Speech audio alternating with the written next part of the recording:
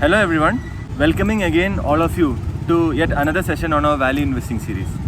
Today I thought I will bring a topic which is very important for everyone.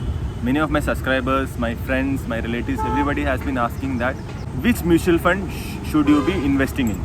So there are few queries like which mutual fund you should be investing in, what are the number of mutual funds you should be investing in, and when is the correct time to invest, when is the date in a month wherein your SIP should go in. And this is all I am talking about, the SIPs, systematic investment plan, which is normally done in a monthly basis. You can do it in any frequency you want, but normally for a salaried class it is in a monthly basis.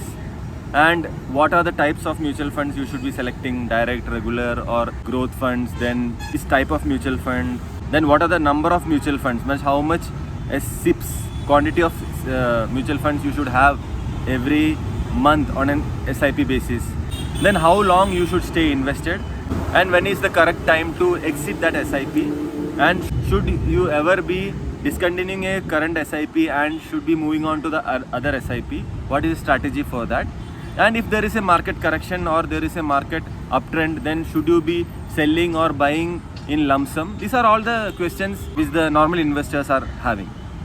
And also another question is that should you be investing in a mutual fund or should you be investing directly into direct equity stocks? How to decide that? So let's directly get into the topic. So first, which mutual funds to select and how to select, which I have already done some videos on that. But on a broad basis, you ask me, you should select a mutual fund which is having the lowest expense ratio. Expense ratio is something which you have to be very careful about because it is eating away from your monthly installments, and that equivalent amount is going to the mutual fund manager or the AUM which is handling that. AUM as in asset under management. So Axis Bank, your ICICI, your Nippon, whatever it may be. Now talking about mutual funds, which one to select, there are a lot of, you can select it based on the past performance, rolling return, XIR which they have given you for the past time. But if you ask me, how I select is completely different. I just look into a mutual fund's main stock portfolio. Say you can go into money control or even into the fact sheet. I would say simply go into the money control, go into that mutual fund, then go into the section called portfolio, wherein you will see what are the holdings in that mutual funds. Then you see which fund is having the highest holding in probably the top 10 funds. So see how are that funds, how are that stocks, where they performing in the past years, or what, do you know that companies, or are they strong enough to deliver a return going forward. That's how I select, because we are all very good at selecting stocks. So mutual funds are nothing but a group of stocks, or if it is a hybrid fund, then you have bonds in that, you have treasury bills in that, then you have portion of gold, silver, etc. in that. So there are various types. But talking about stocks, then you have in pure equity mutual funds, you should look at the top holding and see how are the stocks and are they really good. Then you can select the mutual fund. So anyhow, there are n number of mutual funds. If you ask me, if you invest in any worst performing mutual funds also, over the period, say last 10 years or 15 years, everything has given at least double the FD returns, 12 to 18% average. So you don't have to worry which mutual fund has been selected. So over a period, it is bound to deliver good returns. If you ask me, people can always tell that my mutual funds has given me 30%, 40% returns, but consistency is something which is important. So again, coming to consistency, so you can do one thing, a best performing mutual fund you can buy, then you can hold. So again, answering the question that when to switch a mutual fund SIP. So say you have invested in SBI Contra or Nippon Small Cap, not a recommendation, but a few mutual funds which I hold as SIP. So once you stay invested in that, I have always seen that beyond 2 years, I am unable to hold into that mutual fund because the theme changes, the stocks they hold probably were small cap or mid cap, and they have grown in size because of the increase in stock price, and they have reached large cap. So then the complete scenario changes, and then they are not bound to give us higher returns. So then it is time for you to change that mutual fund. So once the mutual funds, as per me, reaches its maturity, means it has given good returns, say 20 25% or even 18 also is fine. So it has given consistently good returns. It can give 20, 25, 30% also if it is small cap mutual fund. So once you get that, probably in 2 years it reaches its peak. Then you can switch from that fund to another fund. Like in the case, what I'm telling is that to be tax efficient, don't sell that mutual fund SIP scheme. You may have some 2 lakhs or 1 lakh in your fund, which was injected into the fund through monthly SIP, say 5,000 rupees, 10,000 rupees, 15,000 rupees, 20,000 rupees, based on your capability.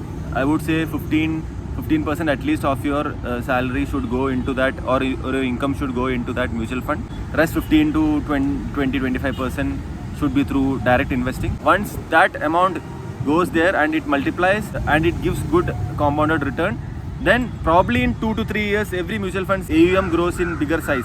Like it has started with 2,000 crore investment, then the SIPs amount keeps flowing into the fund and that fund reaches say 10,000 or 15,000 AUM. Then beyond that, the fund manager may not be able to grow the fund. So we understand that it is not because he is not efficient, but it is the market economics. So if you don't sell that stocks and get into new funds, then we will have to stop that SIP in that particular fund and go into a new fund wherein it is smaller in size and again it has a potential to grow.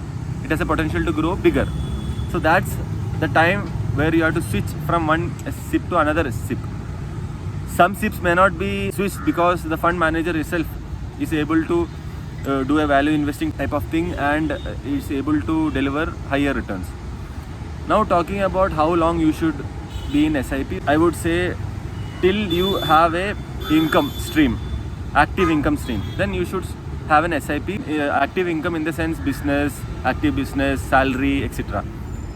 But then till that time you should have SIP, and if not, you are able to directly invest in stocks. At least you should be exposed to the market through SIP. And once your active income stops, say you retire, whether it is VRS or traditional retirement, then after that you will have only passive income.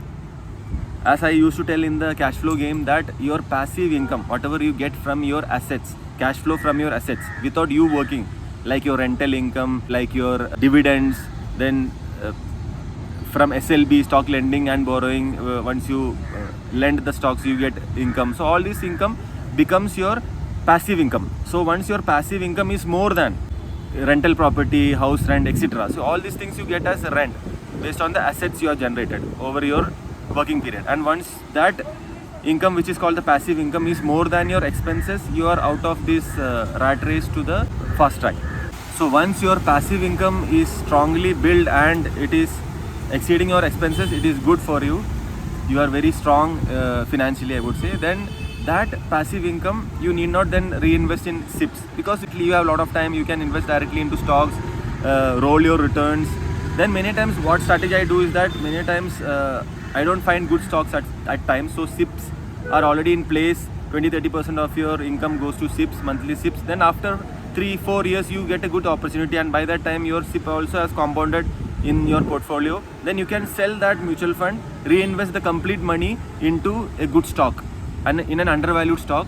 Then your 10 rupee has already become 50 rupee in your through your SIP compounding, and that 50 rupees reinvested into an undervalued stock, then that 50 rupees becomes 100 or 200 rupees. So that's a full push to your full compounding journey of your financial journey, I would say. So it's a high compounding, like 10 rupee becoming 200. So that's a high level of compounding. The another thing is that on which date you should be investing, or in which date you should be putting in your SIP. So if you see, any date doesn't matter for your monthly SIP, but the best date which I understood from my deep research is 27th to 28th, 27 or 28th, any month. If it is February 27th or otherwise all other 27 to 28 is the best time to invest, because if you see monthly after salary there is a rush of mutual funds into the particular SIP, and the fund manager cannot stay in cash, and they have to invest majority of the funds into that particular mutual fund, wherein the price goes up, what is called the net asset value, and net asset value of that mutual fund goes up, and you are buying it at a higher rate. But if you see 27, 28, wherein the salary is not credited, and if you are able to allocate that money till that time and then invest into that SIP, then that is the best date wherein the NAV will be slightly less and you can slightly buy higher number of units because of the lower NAV price of that mutual fund, and then again gain in a bigger compounded effect on a longer run. So that's about the date.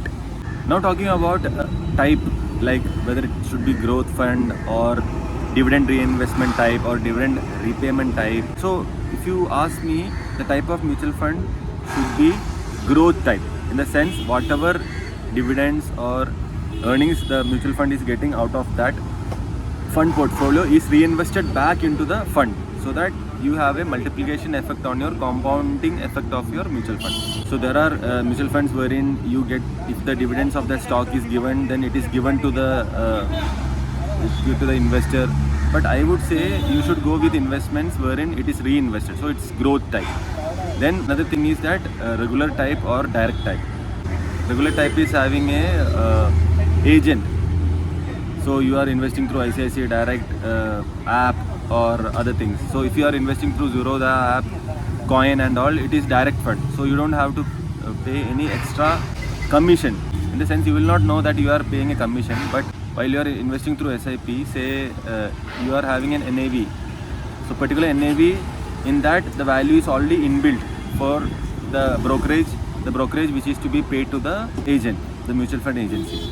So normally a direct fund will have a higher NAV value compared to a regular fund. Hence a price difference for the same portfolio. Both the funds are same, but only it is regular and direct.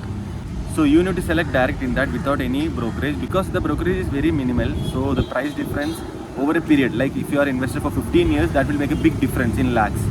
But for a short period, it will not make a difference. But why, if there is an option available? Because you know how to select a mutual fund, then why you are giving extra amount to a brokerage? So never do that. So direct fund, regular type. So if you have, say for an example, ICICI Contra fund. So ICICI Contra regular direct fund. That will be the fund name. So in case of a Nippon small cap fund. So Nippon small cap direct growth fund. In case of Parag Parikh flexi cap fund. So Parag Parikh flexi cap direct growth fund. So that's how you select a fund. Now whether a small cap, a large cap, a mid cap, a multi cap, a flexi cap, hybrid, and they keep allocating in between bonds and equity based on the market condition. That's a dynamic fund or balance advantage fund. So these things, it's okay. You just see the portfolio, fund portfolio, and invest. As I told, it will give you a good return anyhow. But these small things like your direct fund, your regular fund, the date of investment, then how long you invest, the switching in between or stopping an SIP and going into next mutual fund, these things are more important than, I would say, selecting the fund name. I told about which mutual funds to invest in, when to invest in, how long to invest in, when you should switch the mutual fund to other mutual fund. Then there is no age for mutual fund, everybody can invest in that. And the final thing, that should you invest directly in stocks or only in mutual funds. So if you are a busy person, you don't have time to invest or research about the stocks, then you should be invested in the market through mutual funds only. But if you have enough time, then you can also look at direct investments, but still a portion of that should be through mutual funds, I would say. But once you become very thorough, or you are a subscriber of our channel and you are very strong in research and all, then you can reduce your mutual fund portfolio and increase your investments in stocks. You can also do SIPs in your stocks as well. One topic which I forgot about telling is that lump sum investment. Should you be investing lump sum in mutual funds? It is not recommended.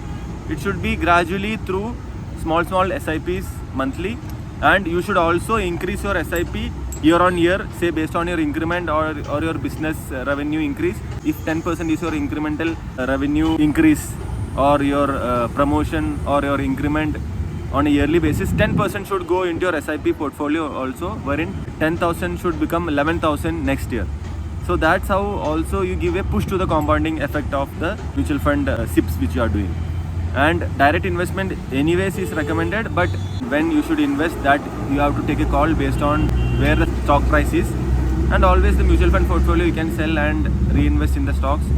So as I told, that gives you a push into the compounding effect of your portfolio.